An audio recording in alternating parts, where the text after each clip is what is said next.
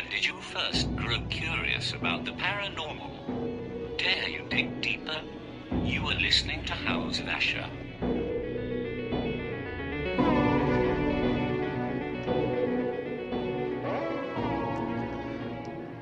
Hey everybody, this is House of Asher. I'm your host, Steve Asher, and let me do this really slow fade out. And there we are, everybody's happy. Nice and serene, everything feels cool. You're listening to episode 104, and you may be listening to me on Spreaker, you may be listening to us on iHeart, iTunes, Spotify, SoundCloud, just a kabillion ones, but the bigger one is the Paranormal UK radio, and that's all over the place. We're so lucky that these guys want to carry us, because it really gets us out there to every little spot around the globe, and I'm very lucky to be part of that, and thanks again. But this is sort of a thing that we do every so often, and we'll touch a little bit more on conspiracy stuff, which I should have mentioned as well. Please go check out stevieasher.com. Check out House of Asher, also on YouTube, and leave your comments, this and that. And please check out, my Hauntings lines of books: Hauntings of the Kentucky State Penitentiary, Hauntings of the Western Lunatic Asylum, Hauntings of the St. Vincent's Academy, the Great Mud Flood booklet that I just put out, and keep an eye out for some of the other gnarly stuff I've got going on. And a breath. Okay, but what we're doing, that we do every so often, is we touch on conspiracy. And in my journeys and travels around doing this thing, my buddy Josh Bulger turns out is actually a really knowledgeable conspiratorian, I guess. Maybe is that a word? Anyway, but I would want to welcome to the show Josh Bulger. Hey man, how's it going? Groovy, man. I'm sitting here. Let me get a sip of my water. I'm gonna do the same. Yes. Well, that water that we pay for, that it's crazy. We need to do a show one time where we touch on the whole kind of Nestle thing, where they're buying like all these different lakes and they're taking the water out and then they're turning around and reselling it to us. That's laughable. Free of charge, man. 100% markup. That's what I'm saying. Well, it's you gotta keep the companies happy. You gotta keep them coming back and bleeding us slow. That's the nature of it. But yeah, man. But anyway, like I said, a lot of people hear different shows about stuff. I just had a guy on that had survived exorcism, and there was a show, or I guess it still is there, The Dead Files, and he was actually in an episode of that. Huh. I believe it was like season 12, episode 11. So I would be curious to add all that up, if any of that would like work out to be 666. I don't know. That'd be interesting. But I don't know. It's a really heartfelt guy. He wasn't like overselling it. He wasn't, Peter Vincent it, So, oh, yeah. But there was a whole lot of weird stuff out there. But anyway, so let's wrap some conspiracy, man. So what do you got for me? Well, here lately I've been doing a little bit of digging, man. I'll start off pretty easy here. One of my big things is Tesla. I've always been really big into Tesla. If anybody hasn't known Tesla, if you know Thomas Edison, well, then you know Tesla's work. But, I looked into a lot of his death. It was very mysterious. Ended up, just living his life out in a hotel. Super successful guy, made free energy, the patents for Wi-Fi and radio before even Marconi did it. And he just died in 1943 out of the blue, which, he was an older gentleman. But then you turn around 4 years later, all of a sudden the Roswell crash happens, and then we go from analog computers to microchips. And if you look at the cosmic scale of it, we did it in like a blip, man. It was a huge technological leap inside of 20 years.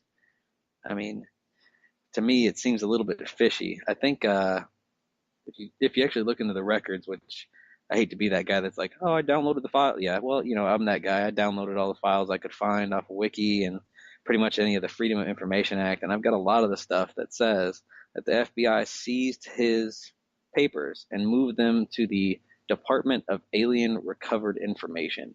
Now, that doesn't mean alien as in extraterrestrial. It means alien as in not of our country. Now, that could be Russian, Chinese, but in the event that it was a civilization that was not on this planet, born from this planet, then it would still go to that department. So, Well, the crazy thing too is that he was nationalized by then. He oh yeah, was a full-blown citizen. he was as American as Albert Einstein. I mean, escaped persecution. Back in the early 1900s, just got out of there while they could. Free scientific experiment here. I mean, free reign really in the early 1900s. There wasn't really anything that anybody couldn't do as long as you had the funds yourself. Not very many people were going to fund you. Right. But, Well, I mean, things were a lot more kind of like, it was the Mavericks that were taking the chances, and yeah, it was still kind of Wild West rules, it seems. Exactly. Let me ask you something. Sure. Because, like you said, there was a 4-year difference between the UFOs and things like that. Which, don't get me wrong, you've heard of different. Okay, let me rephrase this. You'd always heard different stories about things in the sky and wheels within wheels, but as of what would be considered the modern era of ufology, happened with like Roswell, and then actually there's a handful of smattering of related things a little bit maybe before that, but that was the mama. That was a big one. It was the big boom that kind of sparked it all. Right. And this is just me. Now, obviously, you would go, well, maybe they took some of those technologies or something, or the aliens, maybe the aliens saw some of the technologies working, just like you heard when the bomb dropped that they said they were UFOs. What if all the UFO stuff is completely disinformation? Now, I'm not saying that people aren't seeing stuff in the sky, and I'm not saying that there may not be something going on, but the overwhelming amount of ships and crafts and stuff like that. Because, you even heard like Hitler was working on things, Doc Lockett and stuff. But, yeah. What if all this was, okay, they grabbed that information and they ran with it. And they, R&D day and night to produce this next generation of, propulsion. I had heard a lady, what's her name? Annie, oh my gosh, I'm so sorry.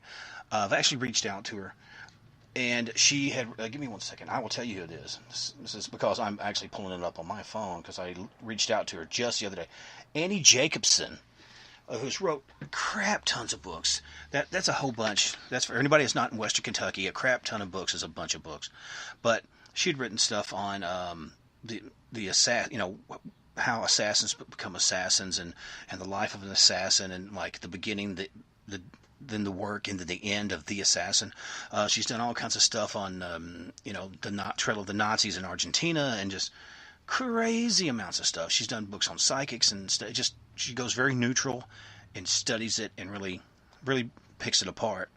And one of the things we'll be talking about later, I laugh because some people watch like stuff like Joe Rogan or something like that as purely entertaining. Sometimes I go, these are great guests. Yes, I will troll him for some good guests. But one of the things that they had talked about that there were supposedly is paperwork, and I know you kind of got inside track on some of this, that not only us but Russia had a program for, well, I thought it meant like, I don't know the politically correct word, little people, midgets, wee people, whatever, and come to find out, no, it was actually children, like younger, smaller children, but different type of birth defects that had kind of like the water, or the hydrocephalus, kind of look, and some of the displaced eye sockets and stuff. So when they would find bodies or crash or whatever, it looked like aliens. And supposedly there was a legitimate, like a gene program where they were trying to, I guess maybe they were trying to replicate something. I mean, because one of the things, why are they trying to replicate something they haven't encountered? So maybe they did encounter something. We were trying to go like, oh, okay, they have a giant. Okay, we need to make our own giant. So have you heard anything about that? Man, I've heard a lot about it. A little bit. I know I don't claim to be a master of any trades. I'm a jack of all. You know what I'm saying? I pay attention. I connect dots where most people won't see it. I think the Nazis, there was something going on with the Nazis that a lot of people don't want to take into consideration, is that maybe that Thule society inside of them. I mean, you think Shield had Hydra within it, but inside the Nazi party, there was actually a group, called the Thule, and the Thule society believed that they, by the ability to take a child's blood when they're in the most feared state of mind that they can be. They can take this chemical out of their brain called adrenochrome. Actually, if you watch Fear and Loathing in Las Vegas, Johnny Depp and Hunter S. Thompson, they kind of get into that whole mindset, right? Well, adrenochrome, there's only one place it can come from, and that's the human body. So I think a lot of what's coming down in, if you, go look at the Walmarts on the wall, man. How many missing kids are there? You got to think about it. Like, how many creeps are there really out there, and how many people are actually taking these kids versus where are these kids actually going? I mean, you got to, you can name all horrible amounts of things about what's going on, organ harvesting, or just like I said, adrenochrome harvesting. Even the Queen back in the day, they said she bathed in blood of children, to retain youthfulness. So I think that there is something afoot here that we're not being told or let on to. But honestly, the theory that I have about it here lately, a lot of people watch that show, Stranger Things. Right. But not a lot of people realize that it was based on a quote, air quote, true event program that took place. Of course, MK Ultra. Pretty much everybody knows MK Ultra. Alex Jones and Joe Rogan were talking about it a whole lot there for a little while. You gotta be careful with Alex though, because he gets everybody kind of off put, I guess you could say. You were talking about that earlier when we were coming on. He needs to tread a little bit more lightly, but well, the thing with Jones, I don't like. I hear people go, "Well, you either love him or you hate him," and I don't even think it's so much that. I think you either love him or you hate him, or there's some that are just think it's really good theater and it's almost like a Andy Kaufman, Jerry Lawler type deal, and like he can't possibly believe this man, or he's a wrestler, man, and not like a real wrestler. You know what I'm saying? I mean, he's portraying a character, and it really got him in some deep trouble. I was going to say something else, but I know we're on a radio show, so he got himself in some really deep trouble, saying some things he probably shouldn't have said, and I don't want to go too in depth on a guy that, some of the things he thinks are just a little bit egregious, man. Since we're talking about that shot, I want to turn this into the Joe Rogan roundtable. But like when they'd have like Eddie Bravo on and stuff, especially when Eddie and Alex are both on. Oh Jesus! It's just it's all over the place. But then again, I'm that guy that steps back. And go, okay, well, let's say the Sandy Hook thing is real. I have no clue. I know there's people that said they lost their kids. I've lost kids. That's not even beginning to be funny to me. No, definitely. And if it was some people, like you said, say it may be some crisis actors involved, but maybe the kids that were actually shot were just innocent bystanders. If it's half and half, it's still a horrific thing because somebody got lost in the middle of it. But I do look at some of the stuff and go, well, some of it's plausible. Some of it's possible, and also if you talk about some of the archetypes of this and that, and how we're all in a construct, and this is all which is touches on kind of like David Icke or Ike or however you pronounce the name. I'm sure I'm messing it up, but yeah, it's Ike. Okay. I used to be a pretty big fan of him until he started going a little bit too far off the deep end for me. But it seems like you got to go. You get pulled into a certain thing. And I've seen this with a lot of UFO folks, who I think are very probably well put together folks, other than just having a really freaky experience. Basically, good natured people, good hearted people that feel for whatever reason they receive some message, some warning, and they're like, guys, I'm just trying to help. Don't shoot the messenger, kind of. Yeah, don't shoot the messenger. I'm not a prophet. I'm not here in the name of some deity. I'm just saying this is what I feel is the message I'm getting, and I need to say, we need to slow down on this and that, and that's fine. But, when you start getting to that whole deal, they're eating children and all that kind of stuff, man, it gets a little, and that's not to say it's not true. There may be some stuff like that going on. I'm sure there's some stuff like that going on there. Man. Just dark web stuff, heinous stuff. Oh yeah, man. But you think about it. You were talking about, the adrenal and all that. Yeah, man.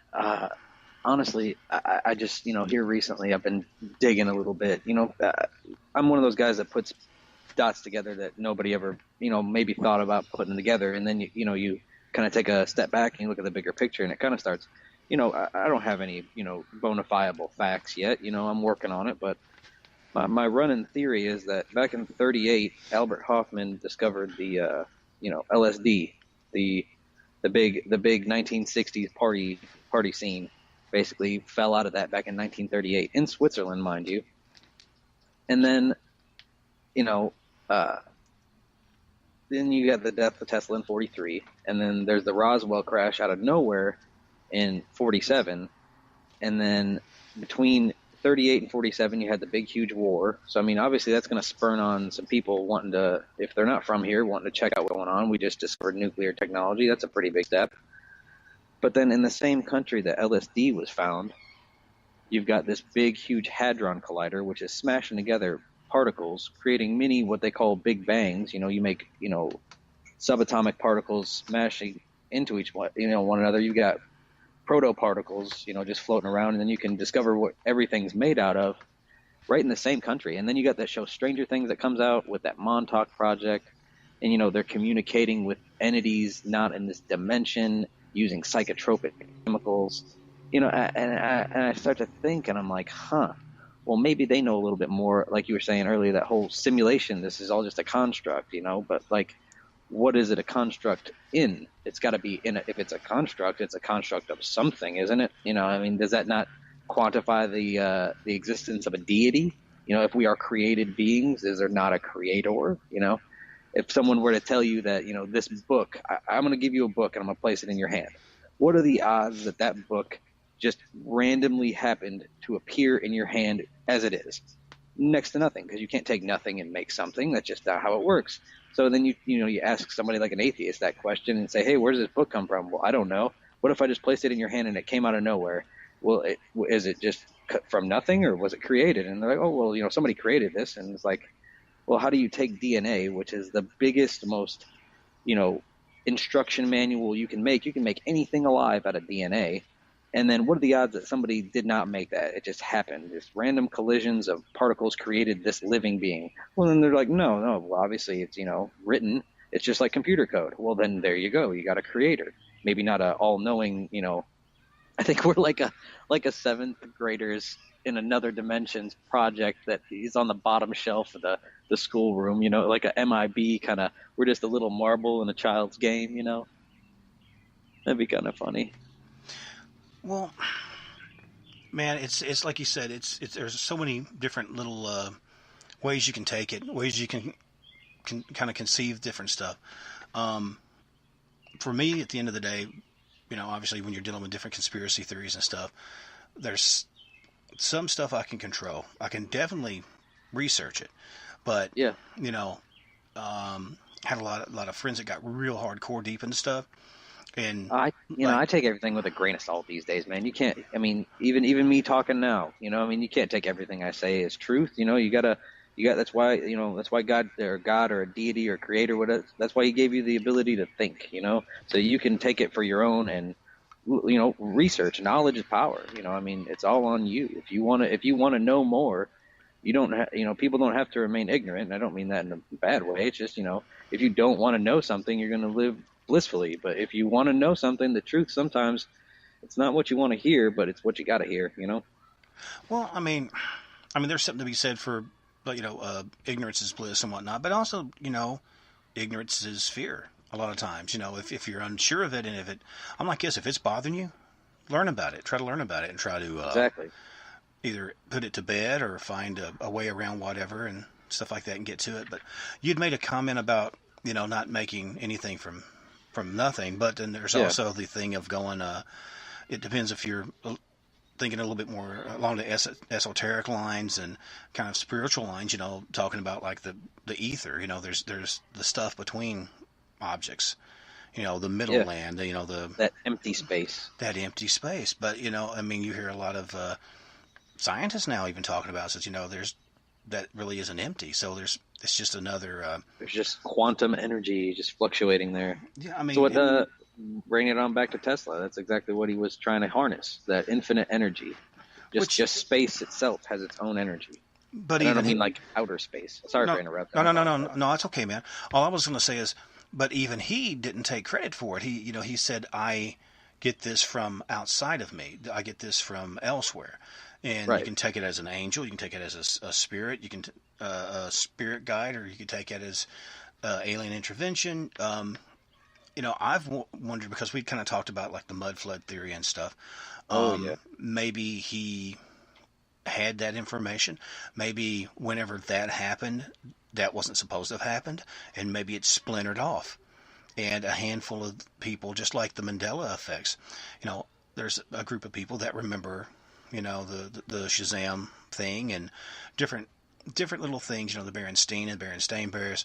Oh yeah.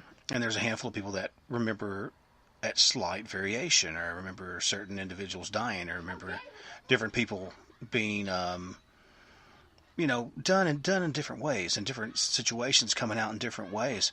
So it leaves you sort of. I apologize. There's some kids playing up the street. Like I said, there's no ghost here, folks. It's just kids playing outside. But it's just one of those things that you're left again. Which one? Okay, if there's one reality here and there's one reality here, is one prime, or are they all primes? Because I kind of think that when they talk about, well, there's this, Earth prime, and then you have all these other ones, and they don't really matter, but they're all people. They're all, if you believe in a spiritual world, they all Sure. have souls, and they all have children. They want to raise their kids and see them do well, be it, 6 arms or wings or Cyclops people or whatever, man. I'm kind of throwing some stuff out there, but Hey man, we've been all over the place already. We've only been on for like 30 minutes, and we're still, we're touching on a lot of subjects, and we're opening a lot of people's ears. They perk up like a dog's when they hear something that, hey, I thought about that. And then we might wake up a couple people, which to me, that's the biggest, most important part of what we do, is to not only open our own eyes by new stuff, is to open, people who don't want their eyes open. They hear something, they're like, I should look into that. And that one thing leads to others, it's just a butterfly effect. You change one thing and domino. yeah. I should probably say real quick, if people have comments about this, especially if you're listening to this on YouTube, on the House of Asher page, leave a comment, leave a question, leave, criticism, whatever. Just let us know. Because like you said, we're swinging it. We're we're off the cuffing it here. I never try to get it to be too structured, because people aren't really themselves if they're in that flight mode. Like I saw a show it was talking about Manchurian candidates. That's a fun topic. Always. Well, and they were showing a thing where it had Bill Clinton back in the day, and he was kind of you saw personable. that. Yeah, and he got real, like at 1,000-yard stare, and he just. Are you talking about when they put his makeup on and they were doing it, Yeah. Yeah, man, that's man, it's been happening a lot. I've been watching, I'm not Mr. Conspiracy all the time. I do normal things in life too, but just perusing YouTube, and of course YouTube conspiracies. But a lot of these celebrities, I get it, anxiety attack and pressure, but it really looks like something just clicks. Like there was a trigger word and they just broke. It's like their mind just comes unraveled. And man, I know I'm that guy that's pulling inspiration from the movies, but did you ever see the one the Jason Bourne movie that wasn't with Bourne? It was Jeremy Renner, Hawkeye from Avengers. No, I never seen it. Man, he wasn't as good as Jason Bourne, basically. So they had these 2 pills. One was a physical pill that made them perform at peak, not super soldier levels, just if you ran for 3 miles, you wouldn't get as tired. If you had to lift an enormous amount of weight, you wouldn't be as, hurt afterwards, or your muscles wouldn't tear. Like a And peak efficiency in the human frame. Right, and that was the mental. That was the physical. Some people needed the physical. Some people already had the mental, just to balance out. Well, this guy needed them both, because he was not up to par. He was not supposed to be in that program, basically. And that he had a pill that increased your mental capacity. Not like a limitless thing where you're, racking off 4-digit IQ scores. I'm just saying, like, you could figure your way out of a problem if you had run into one. Quicker, sharper, better processing time, more or less. Didn't turn you into a supercomputer, but it turned you into a very highly focused version of yourself. Exactly. Right. And what had happened was he was trying to fight this thing that was going on They were trying to make active shooters. And what they did was they made this medication. It was programmable behavior. So what happens is they find a guy who's a little bit weird, maybe crazy. People might think, hey, that kid's 17, 18. He kind of looks like a school shooter kind of thing. Nobody would think anything of it. So they go to the pharmacist, and they've got one on the pharmacist, and they say, you're going to put this pill in this gentleman. I mean, this is in the movie, but I can imagine it, carrying over to the real world. You're going to put this pill in this bottle, and we're not going to say anything about the one thing you did way back when and blackmail you for it. So then the pharmacist puts the pill in the bottle, and all of a sudden you've got an active shooter that has no idea why he's there after the fact and goes into custody, and then he, quote, quote, suicides himself. Yeah, I mean, it's almost to the point where it's like, that's something that could be going on. I mean, you got anytime you look back, anytime that a country gives up their guns, if they're in a very tyrannical form of government, 9 times out of 10, there's just a massacre waiting around the corner. Well, think about it like this, and I was thinking of guys like Sirhan, and a lot of those guys that come out. It's like like Oswald, I was a patsy, or the guy does whatever, and he's like, I don't know what's going on. I did what? They're not there. And then some people, I've dealt with guys that did some really heinous stuff, and they didn't really get it, or they were there like, look, yeah, man, I did this and that, but I didn't do that. I didn't do that one thing they said, where they've disassociated themselves with it. But think about stuff like, Michio Kaku. I remembered he was on different shows and stuff. I said, like, look, if we're going to get to the point of from class 0 to class 1 to class 2, and be spacefaring and being able to use the power of the stars and basically more or less become gods. You don't have to die unless you want to. We're getting rid of all the diseases. Money doesn't mean anything, because we can talk about the universal wage and all that stuff if you want. But it's also a thing of going, which don't get me wrong, people had weapons. I mean, they had phasers. They just had a different type of weapon. But it's a thing where I don't remember Star Trek necessarily saying, well, you can't have weapons if you're going to be in Starfleet. If you're under us, you can't defend yourself. But that's what everybody kind of throws. Well, I was just saying that's what everybody throws up. Oh yeah, no, definitely, man. Excuse me. Pardon me. But the one thing that I was always getting down to was, let's say, and this is basically the takeaway, the grand takeaway. If there are beings that aren't of this earth out there, and they did come back and they showed us some things, and they're like, well, you're on the right path here, but you should do it like, here. And they made some pact where they, alien abductions, there's got to be a reason the government's allowing it, right? Maybe a little trade-off there, another organ harvesting, kind of situation. But what if they made us the offer? They say, you can be in our galactic fleet in the year 2100, but by then you have to reduce your population, you have to get a hold on your crime because you cannot have, violence or anything like that. And they're like, and you cannot have weapons. Your government can have weapons, but no one else can. And there has to be one government with one currency and one universal language. Which country do you think is making that happen right now? Right. Not trying to say, Operation Paperclip, man. You know it best. Operation Paperclip. They took Nazi scientists, and I think it was around 2,000 of them, and just put them into different departments of our government. I mean, Werner von Braun made the V-2 rocket for the Nazis, and he was the guy that literally put our men, quote, quote, on the moon. Well, okay, there's some stuff. I don't know if you know about this. Sure. Von Braun was not I was here, but I'm a scientist over here. I don't really hang out. He was like me and Adolf were pals, right? And yeah. And where they had, where they were working on rocketry and putting together rockets for, all the different Nazi rockets, which ended up becoming American rockets.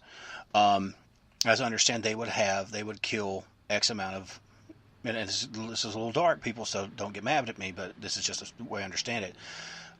They would kill the slowest Jews, and they would hang them up around the complex and go, that's what happens to slow Jews or slow workers or whoever. Because I know that there were supposedly other people than just Jews, different people that they just felt that were undesirable in these camps. But that was our guy. That was our von Braun, the guy who helped us get into that. So yeah, I mean it's really dark. And that's just the ones that we had here. That's not counting the ones that went to Russia and this and that. So there was that thing. So yeah, I mean it's when you Von get down Braun, to it. Well, Von also, Braun used to say, sorry, during no, go like ahead. the bombing of London when he launched the V2 rockets, he was quoted as saying, "The rocket performed perfectly. It just landed on the wrong planet." He didn't want his rockets, I mean, he was a man of science first. Granted, I'm definitely not a Nazi sympathizer. I'm the guy that, if you see a Nazi, punch him in the face, go right ahead, but I don't advocate for violence, but you get the point. He was a scientist first. Just like, I mean, Albert Einstein was in Germany at the time, but he wasn't a Nazi sympathizer. He left Germany. Von Braun wanted to leave, but if you're the top scientist and the Nazis say, you're going to build rockets for us, are you going to say, no, I'm not? I mean, granted, you can't sit idly by, but who's to say, man? I mean, his family might have been involved, Right. Well, I mean, and the thing is this, and again, also not a sympathizer. Human frailties come into play. What I'm saying is, if it's like, well, you can do this, or we will smoke your family, or we'll do this and that, what's the greater good? Are you going to go, well, okay, well, you're going to kill us all, and it's going to slow you down a little bit. When you'll get somebody else, you'll probably get there, but it's going to show you for about a few months.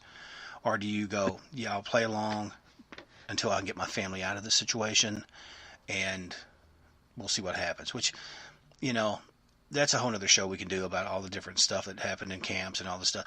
I don't get way off into that because it's really incendiary, and I don't know. I don't know. My dad was in World War II, and, family had seen a lot of different stuff, and so I don't know, man. I don't know what the truth is.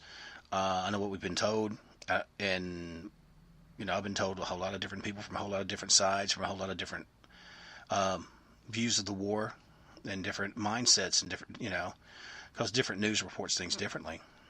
So, I don't know, man. It's a trip. But, even what he was doing compared to what, to touch back on Tesla, it was like a kid playing with freaking M80s and then somebody else is using, magnetic, propulsion and not quite 0 point energy. But, I mean, he was... the stuff that he said he had developed. I mean, freaking death rays, right? But he literally had the blueprints for a UFO in the files that they released, man. I've got pictures, man, of this aircraft that he designed that is literally the perfect definition of what a flying saucer is. Now, granted, you find things on the internet, you know what they say, but honestly, man, he was working with liquid mercury, plasma, electromagnetic flying ships. You know what I'm saying? He had these intense visions, is what he's called them. He would go to sleep and yes, of course, it sounds like a dream. But if you were in, like we say, the in-between space, the ether, in your dreams, if that's where you really go, and that's why these things are so vivid.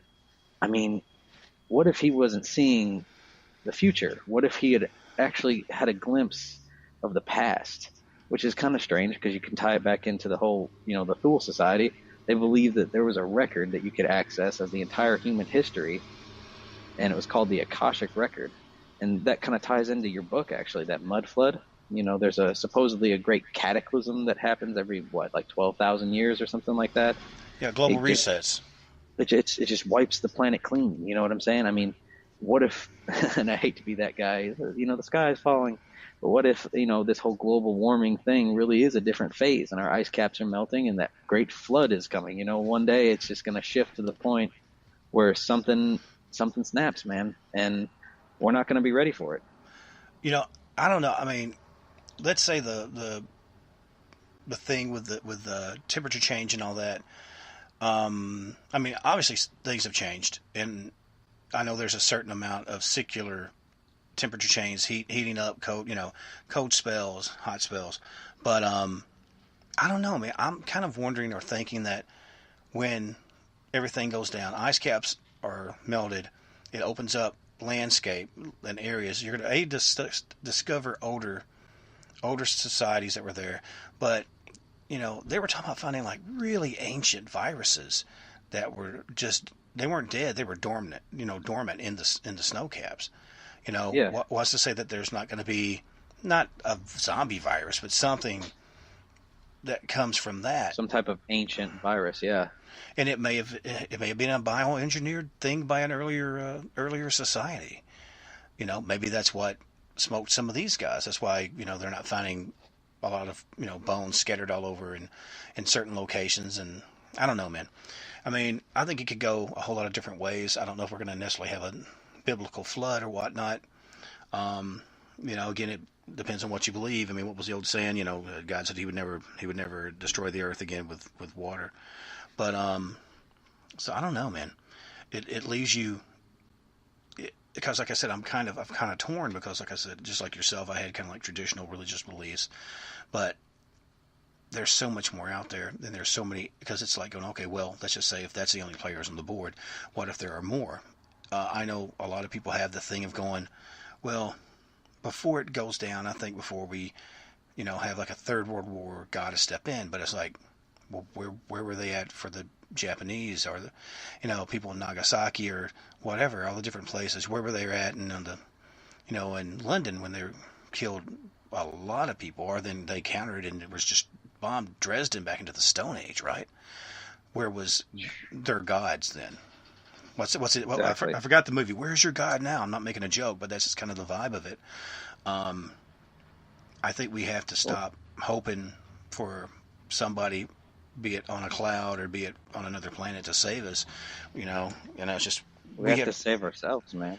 Yeah, well, we gotta. It's all on us. We gotta. I try not to curse a lot, but just gotta quit pissing about.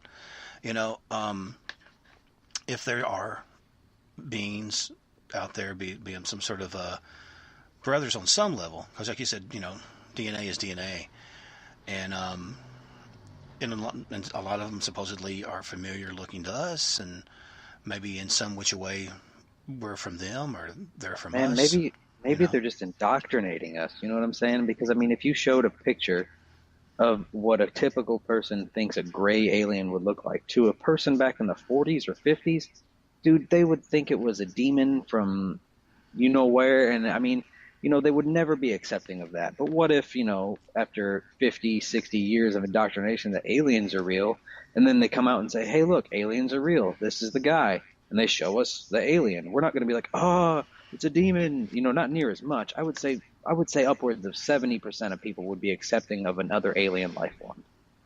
But you couldn't just break that type of news to people over the course of 5 minutes. You have to do it over a long period of time.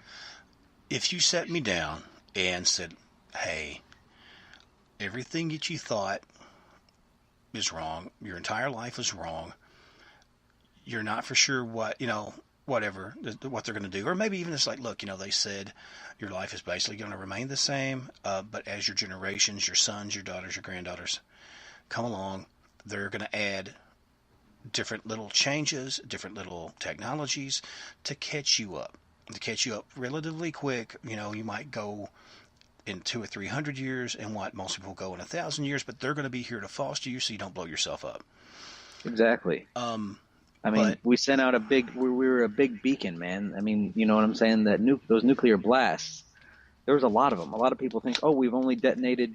A lot of people in the mainstream will tell you that they think there's only been 2 nuclear bombs ever exploded on Earth, the Nagasaki and Hiroshima. That's madness. No, they blew them up for day and night. Just above ground testing, you're in the thousands. Imagine the underground tests that they run. And people are wondering why people are getting cancer so much. It's like our environment, our complete ecosystem is completely contaminated. I mean, it's to the point where you could not go walk in parts of the desert because after about 20 minutes, you would die. There's so much radiation out there. Look on Google Maps. You can go look out in the desert in the firing ranges. There's craters that make the moon jealous, man. They're huge. It looks unearthly. Well, riddle me this, Batman. And okay, I'll be your Robin. We will touch base about this whole Batman situation because I don't know, man. Okay, I'll just touch on this. You'd heard that they were wanting the guy from Twilight to be the new Batman, right? That happened. That did happen. But here's my thing. I think he What can the? pull it off. I think he can pull it off. Even if they go the route that I think here's the route I'm hoping that they go for. You ready for this? I'm gonna throw you a curveball. You're not ready for it. You I'm didn't not think ready I for. was ready. I wasn't ready for any of that. But go ahead, lay it on me. All right, you ready? Do you remember the show that came out in the mid 2000s called Batman Beyond? I'm talking about the cartoon where it was the Yeah, the younger cartoon. kind of, and he's like the next It was set in the generation. Yeah, future, yeah. right?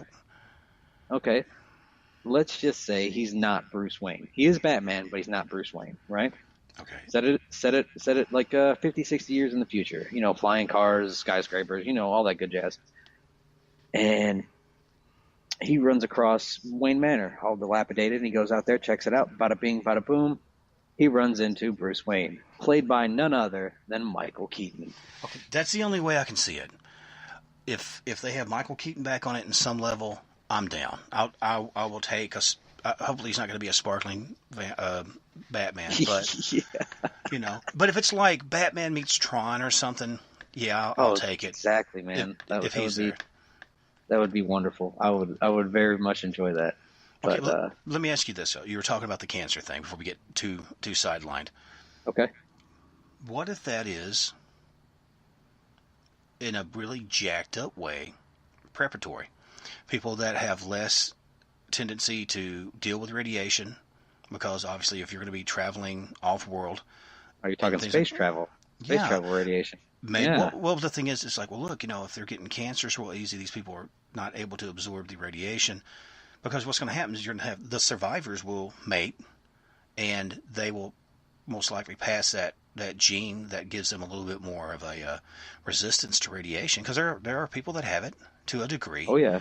And I mean, just check out the people that live in Chernobyl, man. They are completely immune to the radiation. Well, God, They still live there. Dude, look at the ones that live around. Good Lord, man, just in the desert around Vegas. It's a different breed, man. I've talked about. I'm not 3 Mile Island over in Pennsylvania. right, and it is what it is, and Fukushima. Exactly. And it's not that they're living it up and all that, but they're making it. They're surviving it. They're the grandparents that were scarred all up from Nagasaki, Japan, and all that.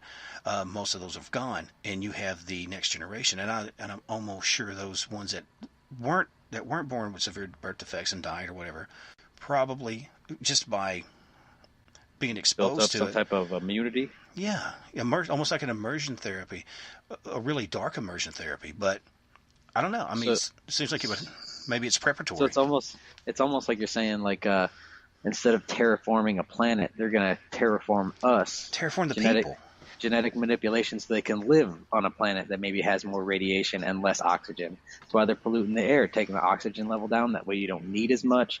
Through multiple generations, they get used to it, and all of a sudden, the population's gone down because of diseases and whatnot, and then all of a sudden you've got a really low population, not a lot of need to output food, and then you have a low population of very intelligent people, and all of a sudden you're taken off to the stars on a colony ship. Well, and think about it, because we're kind of spoiled, at least in the U.S.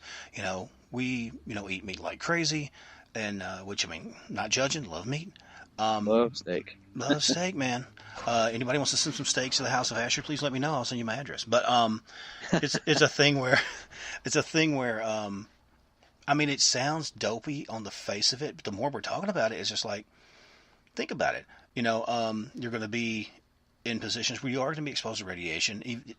Even the astronauts are exposed to it, and then have to take all kinds of different medications. And Oh yeah, man. was it like quinine pills and things like that to kind of fight the radiation in their systems, because it's there.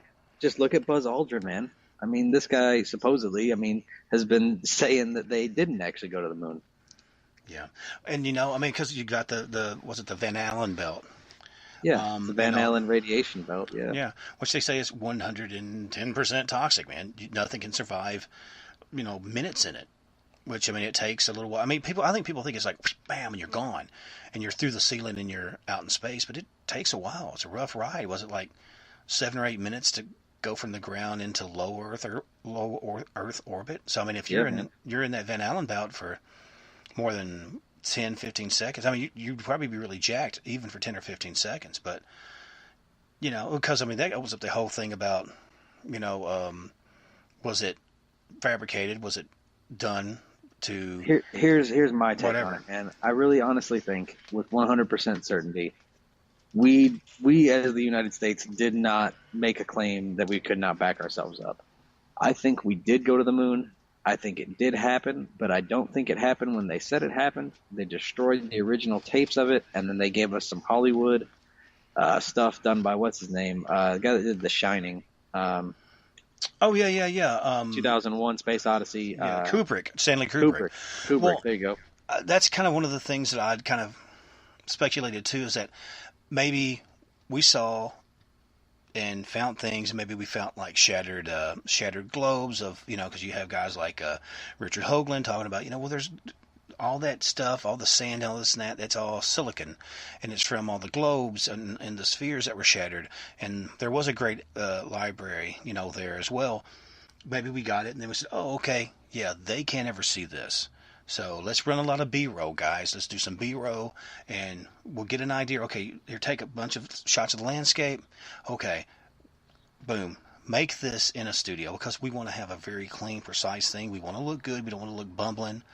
We don't want to have, because we don't know how many astronauts they sent up that maybe died in those early attempts to get through the Van Allen belt. You hear about Sputnik and all the different stuff, and some of the Russian stuff that had like the dogs. The lost cosmonauts, man. Yeah, they even went as far as to doctor the pictures, so they made them never exist. But there are pictures out there. I think there's like 3 or 4 of them that I know of. Now there may be more. They just completely edited them out of the pictures, like they were never there, because the Russians couldn't fail. If you knew that the Russians had failed, then that would make them look weak. And they were, from history, you can tell that maybe just maybe there's 2 factions in this situation we're in, man. Maybe there is a good versus evil. Maybe some of these alien, if you want to call them alien, non-Terran people. Maybe there's more factions, man. And maybe it's even deeper than that. Maybe, because you always hear about, what was the old quatrain, the old Nostradamus thing about, the eagle and the bear will unify and blah, blah, blah. It's all from the same kind of power structures and power families, and oil and this and that and all that runs it. Who's to say it's not like a big Memphis wrestling event? People that don't know about Memphis, it's the home of, especially like Southern wrestling. So I'm from the South, so I use those type of things in my descriptions. But like maybe the U.S. is Jerry Lawler, maybe whatever. You got whoever over here, playing Russia, and it's sort of keep them nervous, keep them busy, keep them. Hey, we got to keep going. We got to beat the Russians. Yeah, come on. We're not going to let America, show us up, are we? No. Work harder. And yeah, man, it's a big dog and pony show, man. I mean, it's like what do they say? You can't take rights away from people, because if you take rights away, there will always be resistance. But like you said earlier, if there's fear, if the ignorance can harbor fear, people will willingly give their rights away so that they can be quote, quote, safe. You will willingly give your guns away as long as the government is protecting you. You will willingly give away your right to free speech as long as no one can judge you. You'll give every right away possible as long as you can make sure you and your family are safe. And it's just, they slowly but surely are going to take them away. You're going to end up with one. I mean, a lot of people say the UN is already like the established, world government. Every country pretty much has to answer to the UN, or you face every single one of those members' wrath. It's the final plan, man. They want to reduce the population so they don't have to use as many resources. They want, order under one rule with one currency, make it nice and easy to transition from individual warring states to a big unified ball that can harbor other different alien species, if you want to call it that. I feel like we're a stop-off point, man. We're on the very outreach of the galaxy. So, if they're coming from the center of the galaxy, because that's where the, supposed more advanced civilizations would be, closer to the supermassive black hole, maybe we're just a stop-off point, man. Just a gas station. Well, if you look at stuff like, it depends on where you're from. If you're a glass half empty guy, Star Wars is where you're at. everyone's warring, they're fighting. There's alliances, there's betrayal, there's some hope. It gets crushed. But if you're more glass half full, you're more like Star Trek. Well, hey, we can pull together and we'll unify and we'll get rid of disease, we'll get rid of poverty. There won't be a kid, born not wanted and this and that. But what are you going to have to give up to reach that point? Man, I think it's like if you're an Avengers fan, what does it cost? Everything. It's gonna cost us everything. I mean, I'm not doing anything illegal, but I do like my privacy. I don't want my text messages and emails ran through to make sure I'm not a threat. I'm an American citizen. I shouldn't have to feel threatened by my government. We the people put the government in place. I'm not an anti-government type of person, but at the same time, I'm laissez-faire. I like my government to take a step back. Make sure nobody's going to hurt us and bomb us, but don't get into my personal life. Our threats are out there, Well, coming from where I'm from, because like I said, you're born in Chicago, as I understand, in that area. But it's a thing where, especially, well, I think every state, but especially in the South, they were very much like, look, that's fine. There's certain things that you have to do federally. There's certain things that have to be met on a larger scale. That's fine. But in-house, we like to fix things in-house. We like to have our state's rights, and we like to have our individual rights. Exactly. I wouldn't necessarily say I'm a libertarian, but I'm probably leaning closer to that, and somewhere between that and conservative, which is crazy because I never would have really considered myself super conservative.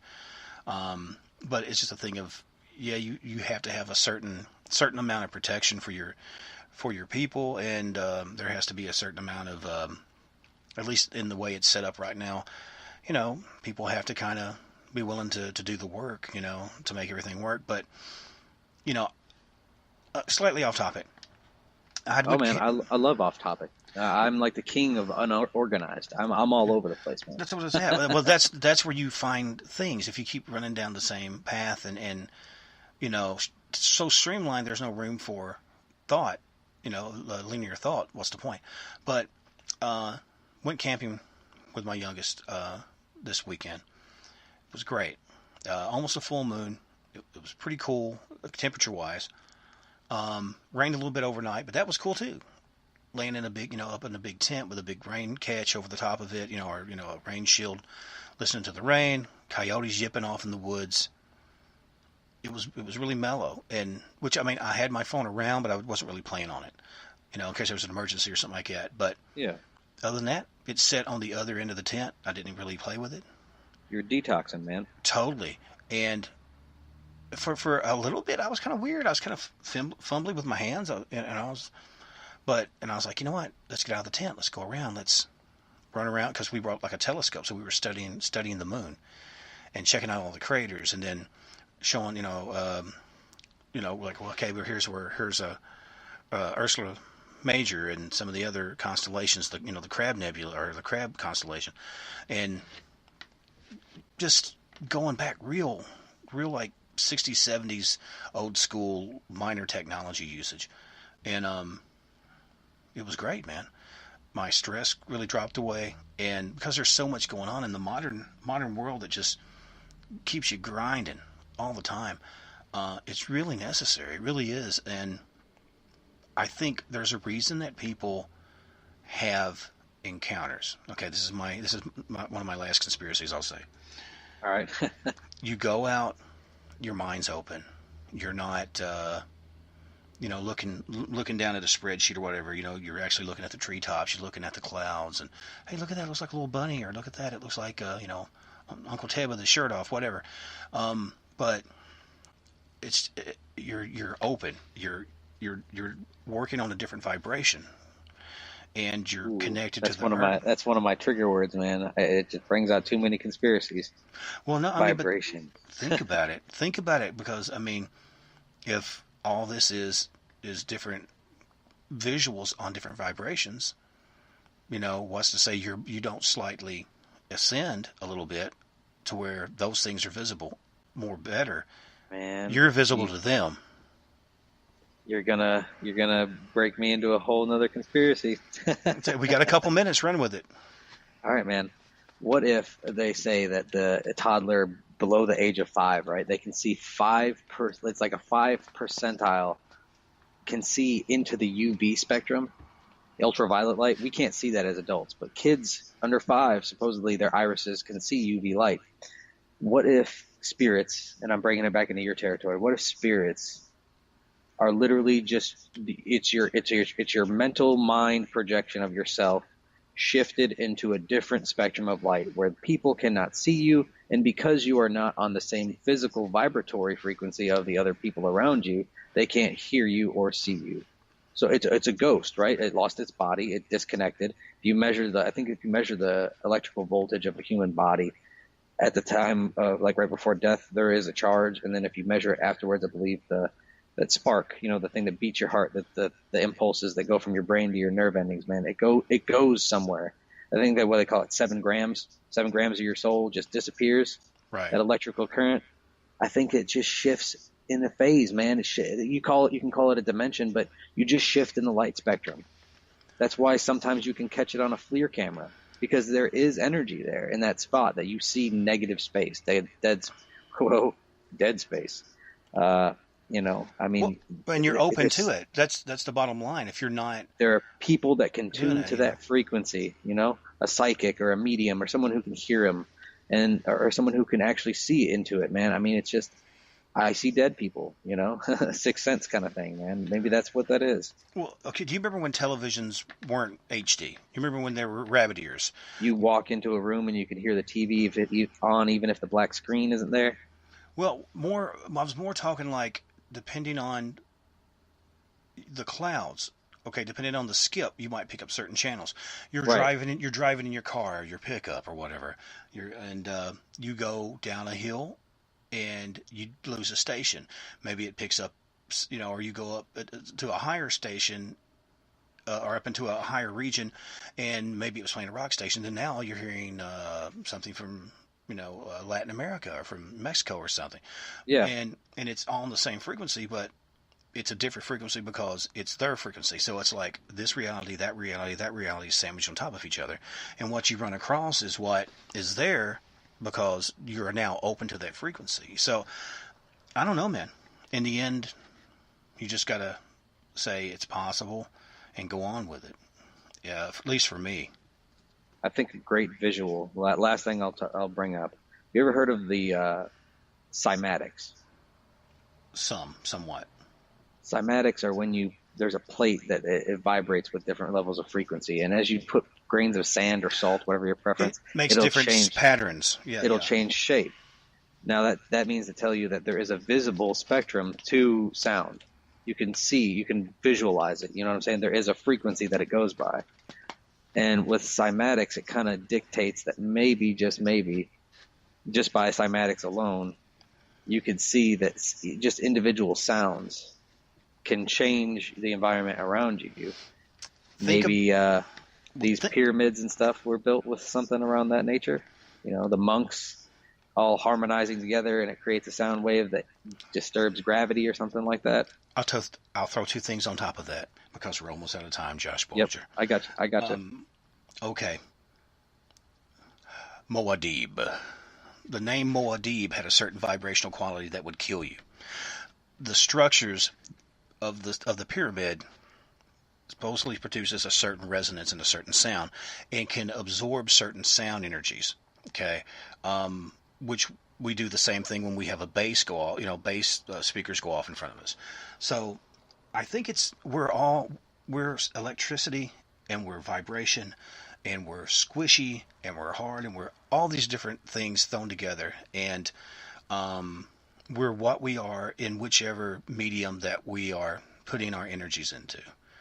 But man, we are at that point. Josh, man, I appreciate having you on, and it was great. I'm sorry I was all over the place, man. There's so much to talk about. It's totally fine. But I want to thank everybody for tuning in. Please make sure to go to Paranormal UK Radio, check out the show, and check out StevieAsher.com. But please enjoy the rest of your day.